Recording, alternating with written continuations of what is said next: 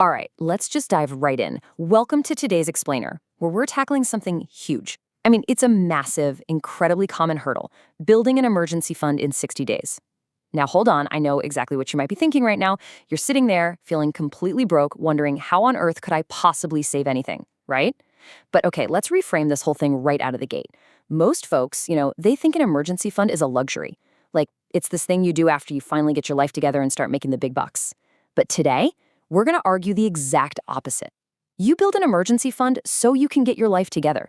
It's literally step one, not the finish line.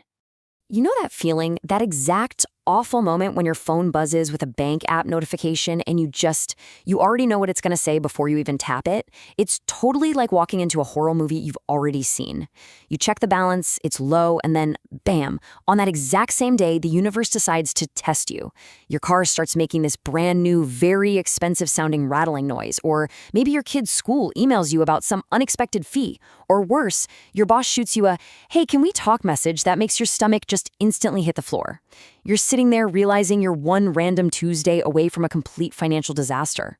If you're constantly just crossing your fingers, praying that nothing breaks because you absolutely don't have the cash to fix it, well, grab a seat, because this explainer is built specifically for you. So to get us out of that vicious cycle of panic, we've got a really clear, structured path for today. We're going to cover 1, the random Tuesday disaster, 2, the psychology of scarcity, 3, the 60-day math, 4, our 4-step framework, and finally, number 5, becoming unpanickable. All right, section 1, the random Tuesday disaster. Before we even try to fix the problem, we really need to normalize the financial stress you're probably feeling right now. If you're stressed, hear me when I say this, you are so not alone. The sheer scale of this problem is, honestly, it's staggering. Look at the Bankrate data. Nearly 1 in 4 Americans, that's 24%, have absolutely zero emergency savings. Literally nothing. Zero. If a tire blows out or a random prescription isn't covered by insurance, a quarter of the country has zero cash buffer to absorb that hit. So hey, if your bank account is running on fumes today, you are standing in a very, very crowded room. And this feeds right into a much broader picture of national anxiety.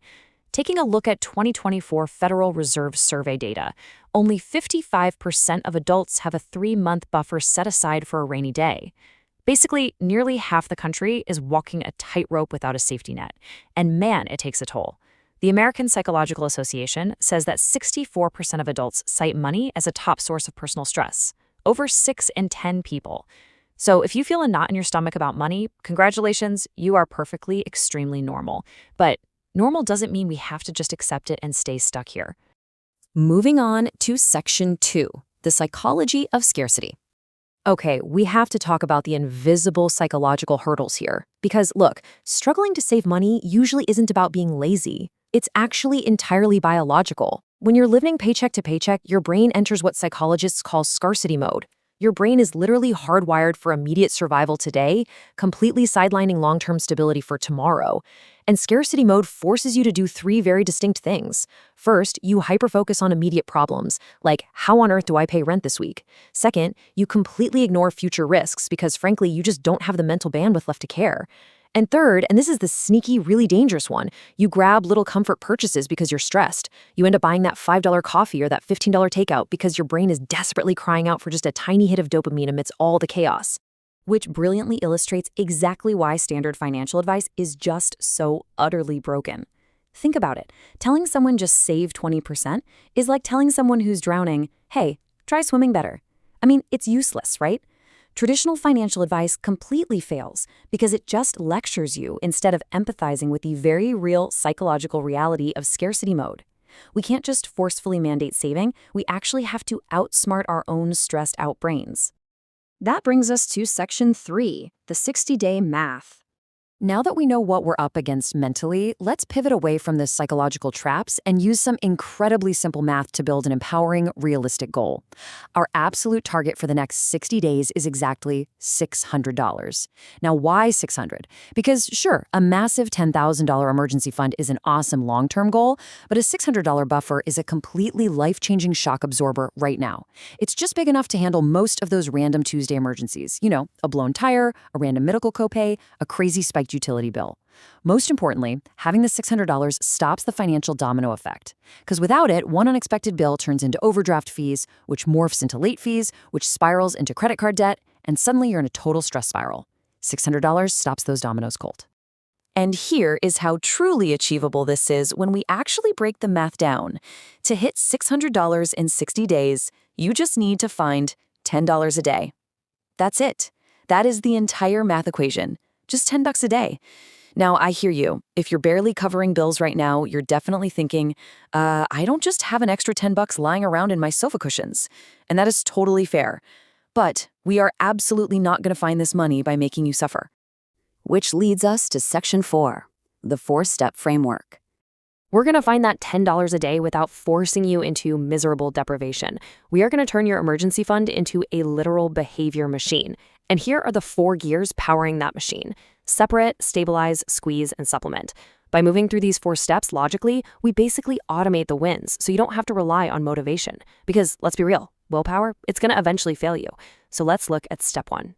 Step 1 is separate. Look, if your emergency fund is sitting right there in your main checking account, let me be crystal clear here. It is not an emergency fund. It is a snack fund. Your brain basically treats any visible, easily accessible money as available to spend right now. So we need to design your environment so you win by default. You need to open a separate savings account, or hey, even use a physical secondary wallet if you're a cash person. Rename that account, do not touch emergency. Even hide it from your bank app's main dashboard if you can. It sounds a little silly, but it creates crucial friction. You're using environment over willpower, which gives you a massive psychological advantage. Once it's separated, set up a tiny automated transfer right after payday. Honestly, even if it's just $3 or $5, the habit is way more important than the amount right now. Okay, step 2 is stabilize. Your stressed out brain desperately needs proof that this system is actually working, right? So we need to hunt down a fast $100 win in week 1. Here are 3 super quick ways to do that. First, cancel one forgotten subscription.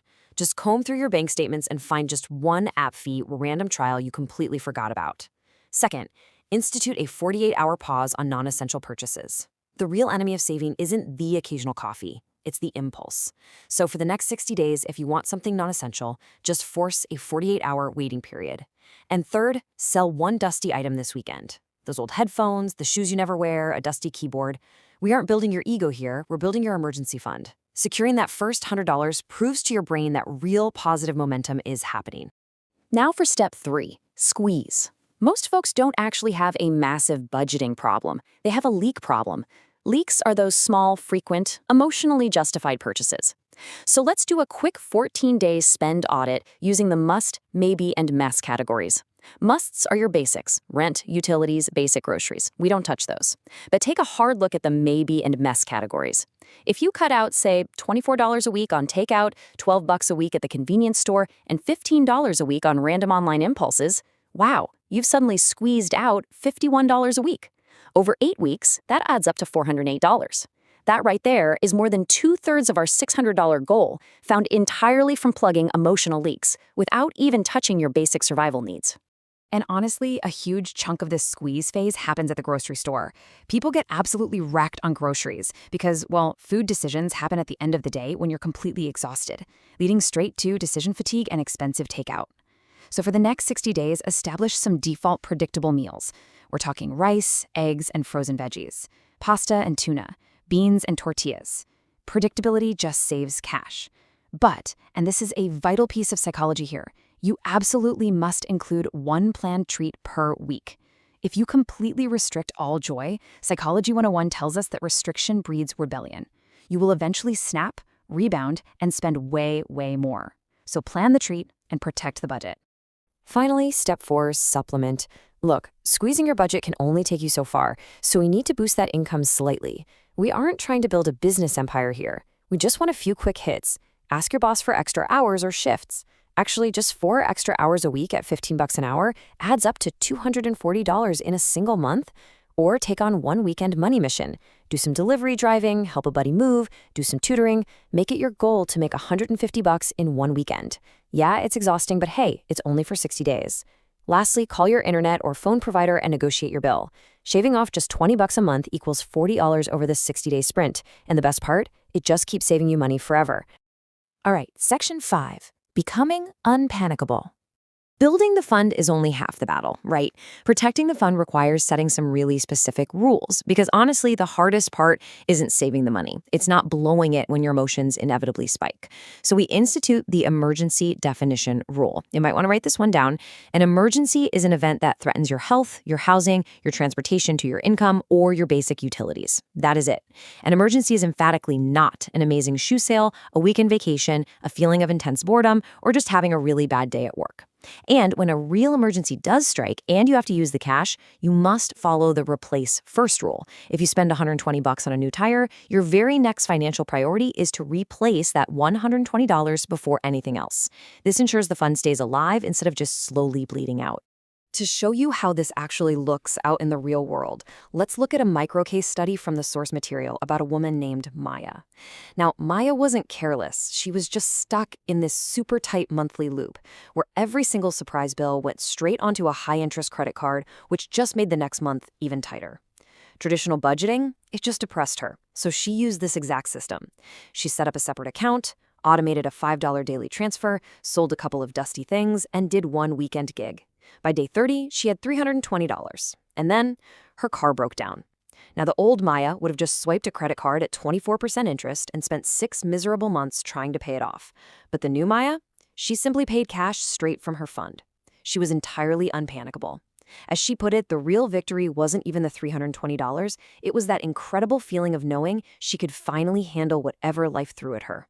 And that brilliantly illustrates the core philosophy of this entire explainer. We really have to reframe how we view this money. An emergency fund is not a luxury item. It's not some fancy milestone you earn the right to have only after you become rich. It is basic fundamental protection. It is a shock absorber. It's exactly like a seatbelt in your car. You absolutely do not wait until you're in the middle of a crash to decide, oh, hey, I should probably put one on. No, you put it on first before life crashes into you.